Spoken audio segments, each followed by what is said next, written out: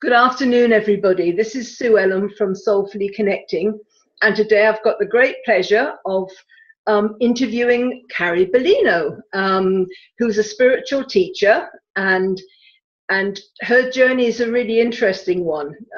She had a chat with Yoda, I believe. she's written. I did. She's written a couple of books, and but anyway, I'll let Carrie tell you all about it. She's a valued author on Soulfully Connecting as well. So, Carrie, hello, lovely to see you. Lovely to meet you in person. Thank you. Thank you, Sue. You as well. You as well. Yeah. So the first question is, who is Carrie Beleno? You know, who are you? Well, that's many faceted. But I'm definitely in evolution and progress.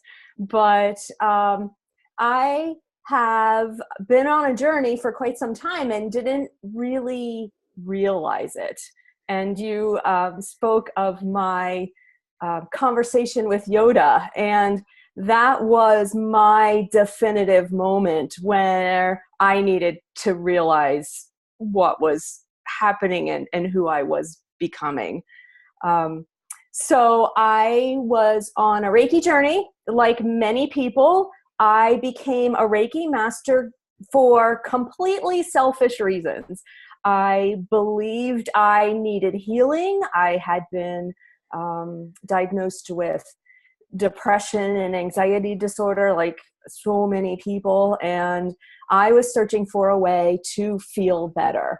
And Reiki allowed me to feel better, so I wanted to learn so I could put it in my back pocket and feel better whenever I needed it. And little did I know that once I became a Reiki master, the universe calls you to heal others. And I did that for several years, and I've been a Reiki master for almost 20 years now. And my defining moment was when I received a phone call at 9:16 at night on my cell number, and it was marked no caller ID.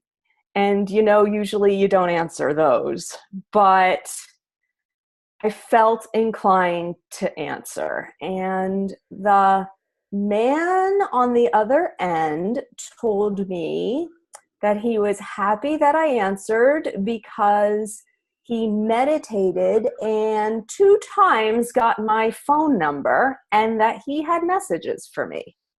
And for about a year prior, I had started up my Reiki business again.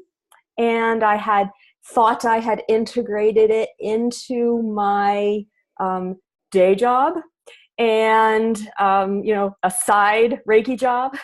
And he informed me, told me he was calling from Tibet. And he informed me that I was a powerful healer and I needed to stop what I was doing and become that full-time powerful healer that I was meant to be. And he pretty much read my life story and told me that all of my answers lied within, and I could ask for some help from Archangel Michael. And I was dumbfounded, to say the least. It was an 8-minute phone call, and I couldn't believe it. I mean, I'm an intuitive. I hear messages all the time, but I couldn't believe I was receiving one like this. And he prompted me to quit my job. I put my resignation in that week, and I stepped full-time into the unknown. So my message really is, if I can do this, anyone can step into their unknown. Yeah. So the truths have been unveiling for me, the universal life truths, and that's what I teach now. And that's it in a nutshell.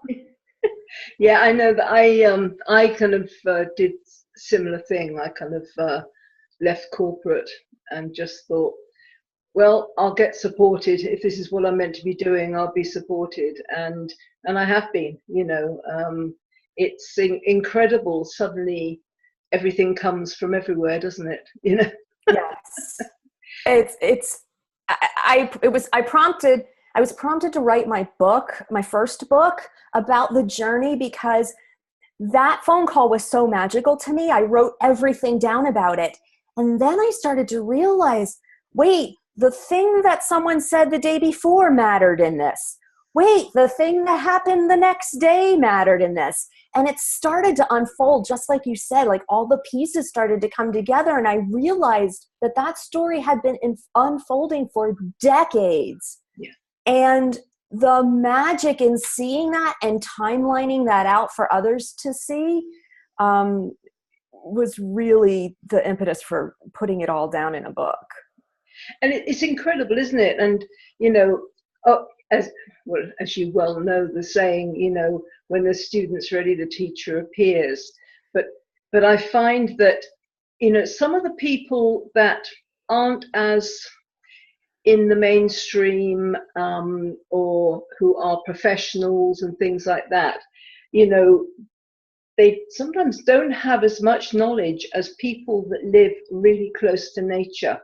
I remember hearing about, I can't remember where he was, but I know this man kind of was known for his kind of insight and stuff. And he lived at the top of a mountain, and people had to really go for miles, and people came from miles away to see him. And he always knew when they were turning up, but he was really isolated. And I think, neither of us are living isolated existences.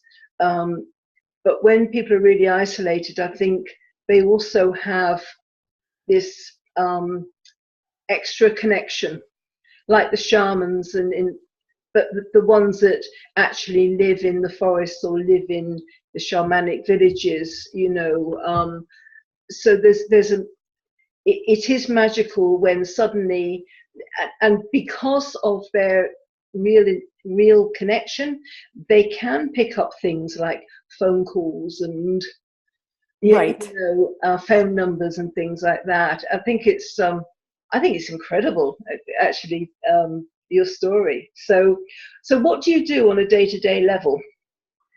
Well, what I do is multi-folded, of course.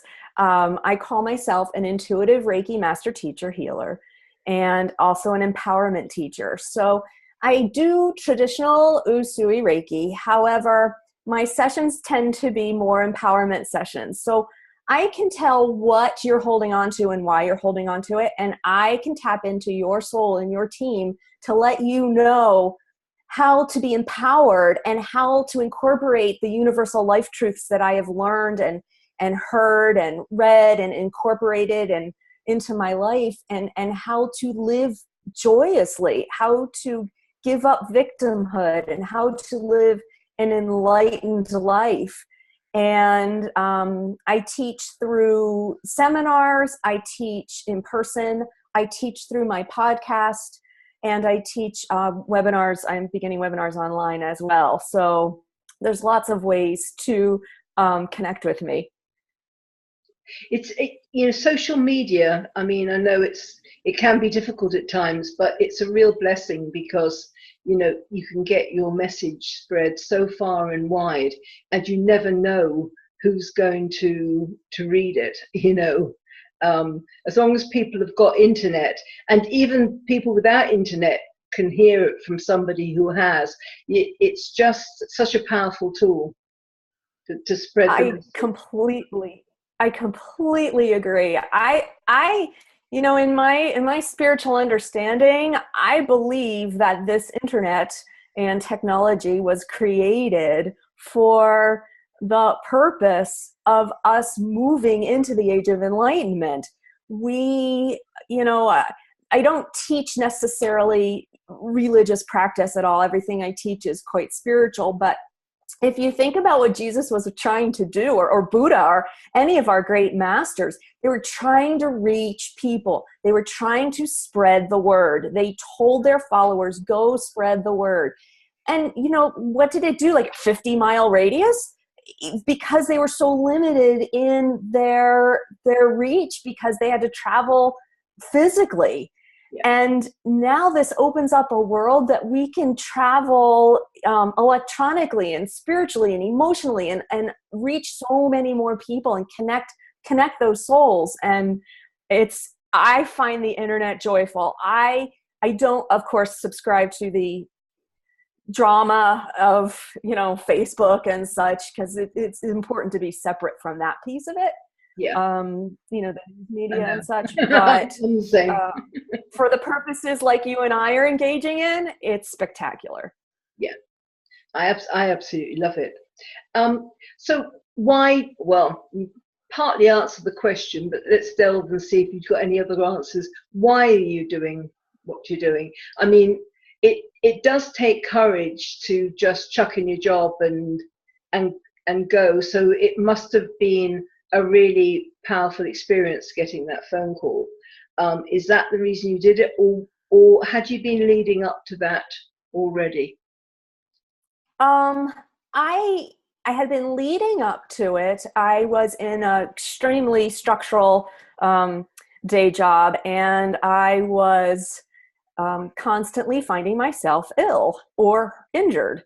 And as I started to really practice my Reiki more, I started to see the connection between emotional imbalance and physical injury and illness, and realized in one moment, which I detail in my book, about the aha I had, that, wait a minute, this is not my place, because my body keeps trying to tell me it's not the right place. And that was the point I was at when I got the phone call. I was teetering on, what do I do? Do I do this? Do I do that? Do I go part-time? Do I quit? Do I stay? Do I find a different job? Like, I was teetering on all of that when I got my phone call. The energy behind this man's voice and the energy and emotion that I felt, I sobbed for hours after that phone call. And I truly felt it was inspired by God. And when I got my phone bill, the phone number said 00000000000.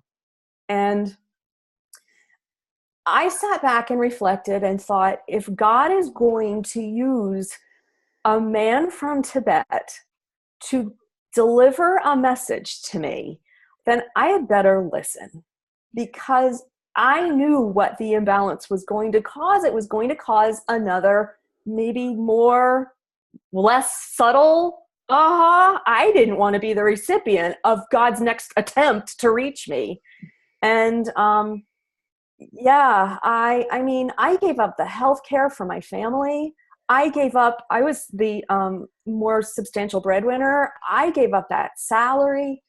It was really life-changing for me. And so now I continued the journey because it matters. Do you feel there's no other choice? Yes, I do. The That's stability and the future of our humanity and our world matters to it matters to our future. And I am called to awaken as many people as possible to the potential and the power that they hold within them, that they've always had, to live their best life, because our general health and well-being and the general health and well-being of the earth matters and hinges on it. I don't have a choice. Yeah, we're really at a pivotal moment, aren't we? Yes. And everything is getting stronger, and it's getting faster. Yeah, and there doesn't seem to be many veils anymore. So you can see what people are doing, whether it's good, bad, or indifferent. It's becoming very visible.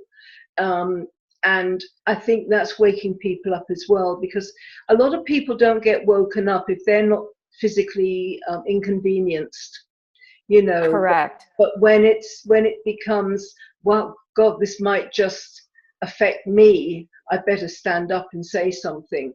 And I think more and more people are being affected, and they're seeing the damage that's being done. You can't ignore it anymore. And we are really it's an incredible time to be alive. um, I agree. yeah, but I have great hope for the future. I don't see it. I'm not depressed about it. I don't worry about it because I know it's going to be okay, because there's more and more light coming in, and the people that are kind of doing the damage, whether they're doing it wittingly or unwittingly, the people who are doing the damage will be stopped, or will be, people wake up and stop them, because there's very few of them really. When you think about the amount of people on Earth, there's only a few people who are causing the problems. Right. So it doesn't make sense that they can't be stopped. And what they're doing, it's really a shift in perspective. What those people are doing that humanity will call bad or evil or negative or whatever you will deem the word, Yeah. are serving a purpose, because what they're doing is they are showing us who we are. They are alerting us to who we are by the virtue of the fact of who we are not. And that in part making up process that they are doing for us. So we have to give them a thank you as well, because if we were all the same and we were all thinking along the same wavelength, there would just be complacency. And so the wake-up calls are prohibiting complacency. And it's allowing us to stand up and say, wait, I believe in XYZ. I believe in who I am. I believe in the good of for all, that we are all one. And so, kudos to them for standing up for who they are too. Yeah, I totally agree, because it's like, most of us have started our spiritual journey many years ago. And we've gradually been kind of learning new things and going and just developing ourselves over the years. There's a lot of people that haven't started, and they need to. And so I think if it didn't get painful, some people would sleepwalk through the rest of their lives. Right. So it does have to get painful for some people. Yeah. There needs to be an impetus. Correct. Yeah. So what are the challenges you find in your job? Oh, the challenges. I think most of my challenges, quite honestly, are 3D. They're just real world challenges that I try not to give a lot of energy to. After I quit my job, I was offered a position the next day in a salon/spa, doing my Reiki work. And since then, I have purchased a building and opened a spiritual healing center.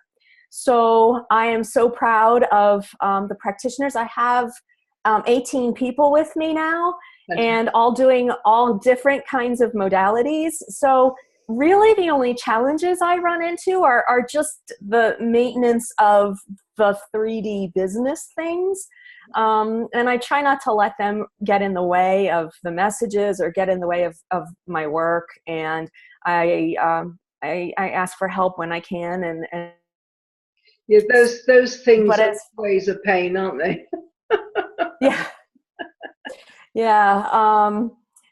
It needed to happen because it's the way that people can find us.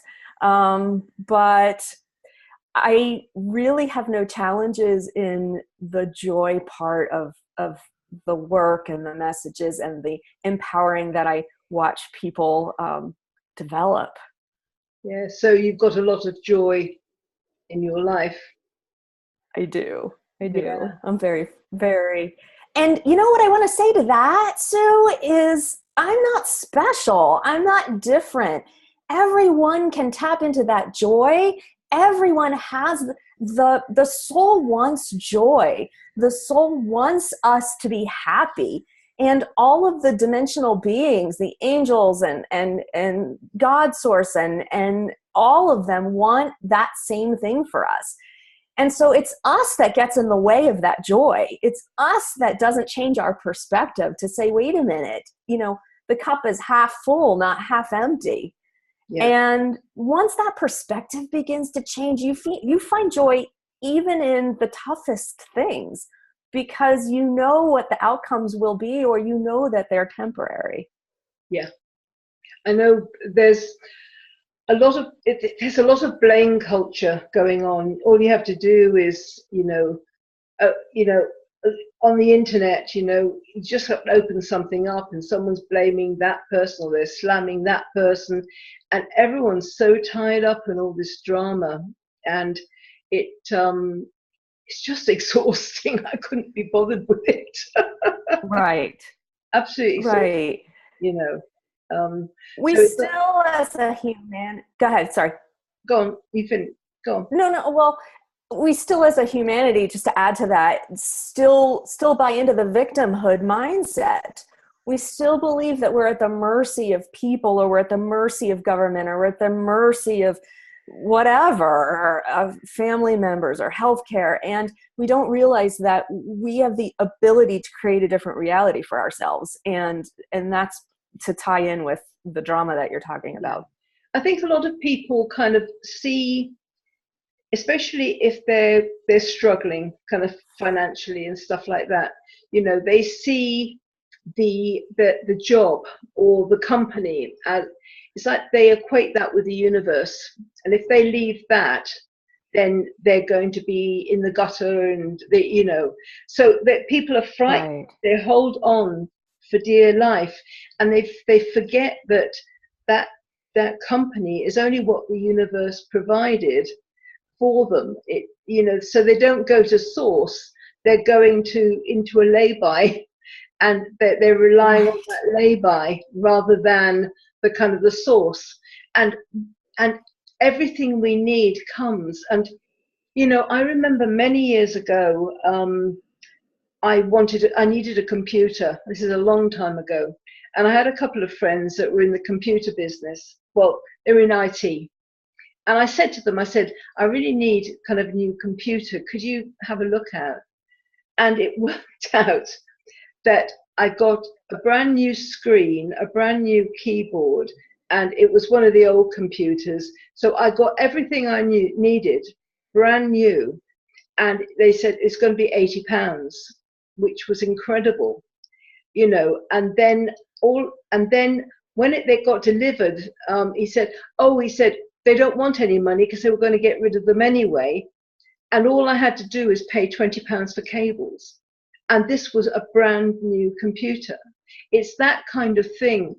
And I needed a new fridge freezer. And so I was looking in the shop. I thought, okay, I'm going to be kind of home a bit more next month, and I'll get one delivered. In the meantime, a friend of mine said, they just had a new baby. They said, we need a bigger fridge freezer. Do you know anybody who wants it? I said, me. And it was delivered to my door by a couple of friends. And, these things happen, but people don't believe it, Right. And it's just incredible if you just kind of go with the flow of it, And I think, one of the truths that I teach around that is this feeling like they aren't worthy to receive it. Oh, well, God doesn't have time to answer my computer prayer, or whatever bigger things to worry about than my problems. And this unworthiness that's been structured for us for millennia. And we're also starting to bust out of that myth. And the unworthy part, I'm here to teach that ask for the computer, ask for the freezer, because you being your happiest and most joyful will lift the rest of the world up. And if a computer or a freezer does that, then you're benefiting the world by experiencing that joy. So no task is too small, no request is too small, and you are absolutely worthy to receive it, just like the next person, because your soul matters just as much as theirs. Yeah, I think it's I've heard I mean, I watch a lot of videos, and I'm always kind of researching and looking for kind of things that will be of benefit to people and stuff. And I've heard so many times people saying, I'm not worthy, I'm not worthy. And, you think, who taught them that? Right. It's, it puts people in chains, and it's fear-based. Yes. And that's the old way. It doesn't fit anymore. And the more people get love-based, and I know your catchphrase is "live in love," you know, it. But more people that are love-based, then you can do anything, and nothing can really harm you unless you choose to let it. Correct. All truth. Yep. Yeah. So it's a fascinating. It's just, I find the spiritual. I always say I'm spiritual, not religious, because I don't follow any churches and things like that. But I've got a very strong faith and belief in the universe and the kind of the spiritual side of stuff. But it's just amazing, the power behind that, and just knowing that you're always protected and nothing can go wrong in your life. And I know I've said before to people, it's like life, if you can think of life as like a video game, and in those video games people will jump over canyons and kind of clamber down steep cliffs, and they'll do all these things, because they know they can get up, pick themselves up. Now, I'm not suggesting anyone starts jumping over canyons, right. but it's this kind of courage, right? And that's what people need. They have a kind of a courage just to go after their dreams. I remember, because I do readings as myself, and I remember this young guy came to me, and and he really wanted to be a golfer. He wanted to be a professional golfer, but he'd been talked out of it, I think, by his parents and friends, saying there's no money in it. Unless you get to the really top, there's no money in it. And he was actually going to settle to be a caddy,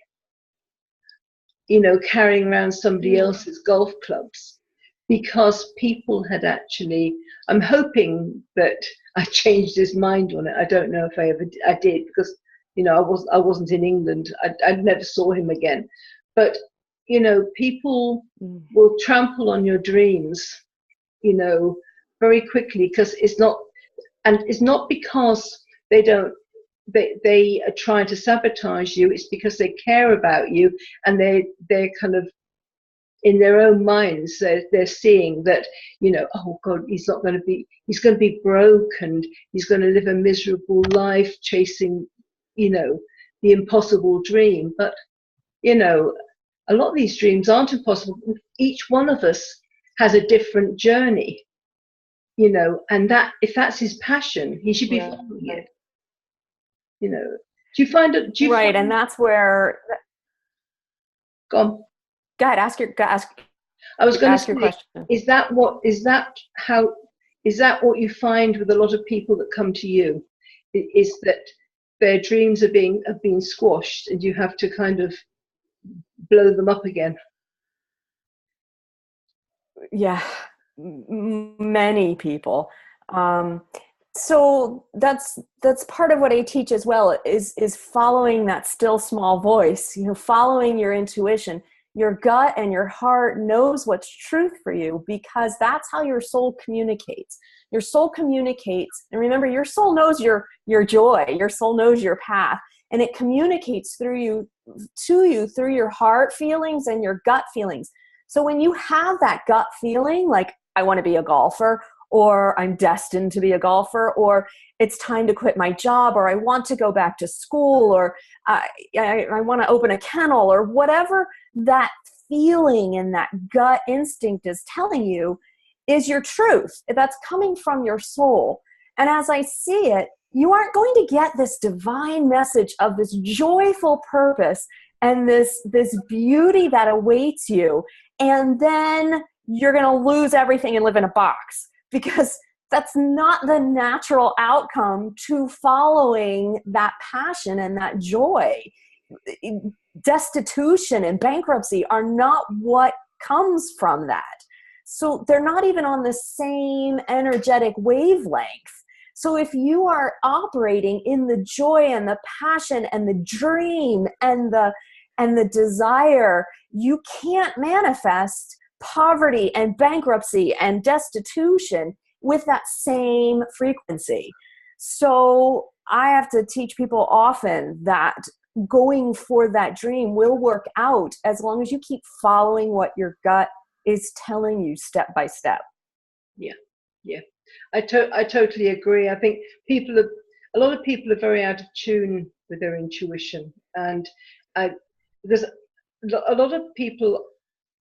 Well, I suppose I keep saying a lot of people, but I suppose it's true that they're very tied into deadlines and schedules and stuff like that, and and intuition is something that's ephemeral. It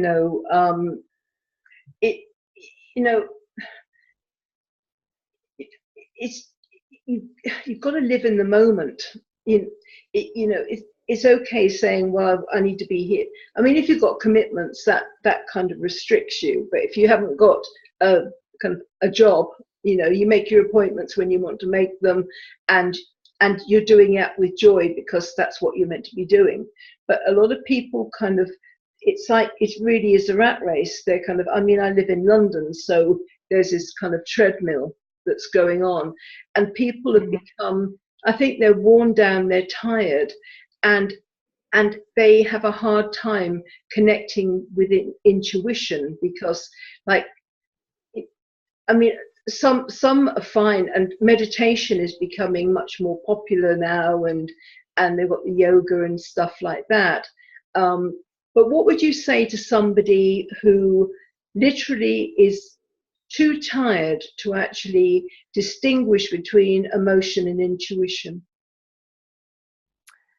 Well, emotion is intuition. I think what I would recommend is that they disconnect from that rat race and disconnect from that wheel as much as possible, so they can listen to what their emotions are actually telling them. Because like you alluded to, living in the future is fearful, and living in the past is regret and guilt. So living in the present is where we need to find that intuition. So it's important that they take that hour a day, or they take the weekend off, or they turn their phone off, and the world will continue. Your job will continue if you don't answer that email in 35 seconds. I was there. I know what that is like. But you have to carve out that time for yourself so that you are recharged and rejuvenated and healthy and well slept. What's the word? Not sleep deprived, because that's when you're going to be able to hear those gut feelings and those emotions. But we have to be reflective enough to say, enough is enough. I'm not going to be at everyone's beck and call Saturday from 10 to 12. Like, it's okay. Yeah. Don't you find that people are frightened to do that? Because when they see themselves and they look at themselves in the mirror, and they see themselves truth and honestly, the facade kind of goes, and it's quite a frightening, thing to actually see your flaws truthfully. And I'm not talking about physical flaws, about having a nose tube, right, and all this, what people kind of, those are the things that a lot of people obsess about, is kind of what people look like, and that seems to be kind of the thing, and it has been for quite a few years. But people, have you seen the film Shallow Hal? No. It's very interesting. It's got Gwyneth Paltrow in, and I think it's Jack Black. I think, yeah. And he was somebody, and he always wanted to have models as girlfriends and things like that. And Gwyneth Paltrow wore a fat suit, so she was ginormous. And Right. And but he met Tony Robbins. Tony Robbins actually had a kind of cameo in the film, and he kind of because he said he wants to attract kind of beautiful people to him, and so but Tony Robbins made it that he would see the inner beauty, and and so he's going out and he sees all these beautiful women, and his friends saying, what's he dancing with that for? There's a rhinoceros and a giraffe, and because his friend was seeing actually what they looked like, but he saw the inner beauty. And there was a bit when there was somebody that was kind of looked really kind of awful, really, and yet her physical appearance was beautiful, her outside. And so it was, I really enjoyed that film for that.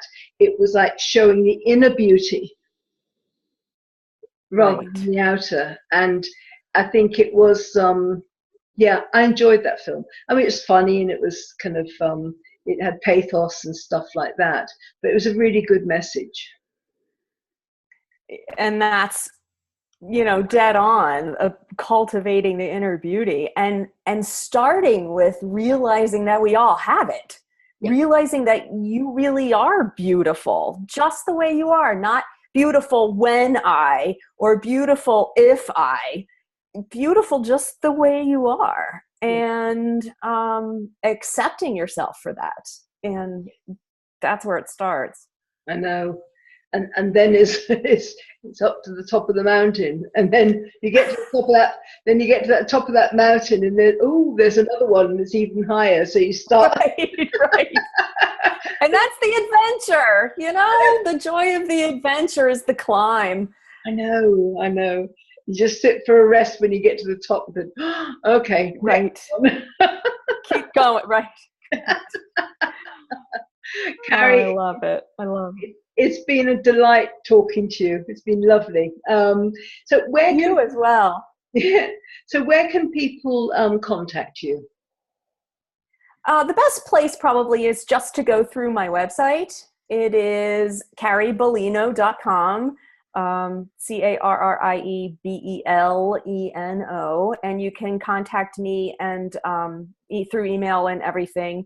See my webinars there under events, or of course on Facebook. It's just my name. You'll find me on Facebook, or Carrie Beleno Author is my my work page. And then if your listeners / viewers would tune into my podcast, I would really appreciate that. You will find all of these universal life truths taught on my podcast, and that you can find on iTunes or SoundCloud for Android. And I also have them all posted on my website as well if you don't have access to either one of those. But and if you just put my name in, Carrie Beleno, you will find the iTunes and SoundCloud links. And whereabouts your center, in case anyone wants to pop by? My center is in Pennsylvania. It's in Bethlehem, Pennsylvania. Fitting, I think. Yes. And the links and the connection and the phone number there and everything is on that website as well. So they can travel right through my website to find the center as well. Okay, that's great. It's been, as I said, delight talking to you. Carrie is, again, a very valued author on the Soulfully Connecting website. So you can catch her there. Just look for authors and under the blog. And it's www.soulfully-connecting.com. So thank you very much, Carrie, for your time. And thank you, Sue. Yeah. And I look forward to chatting to you again. Okay. Anytime, anytime. I would love to talk with you about any particular topic or social event or anything that comes up. Just call me. Absolutely. Okay, then. Goodbye, everybody, and thanks for listening. Bye to Carrie. Bye, Sue. Bye.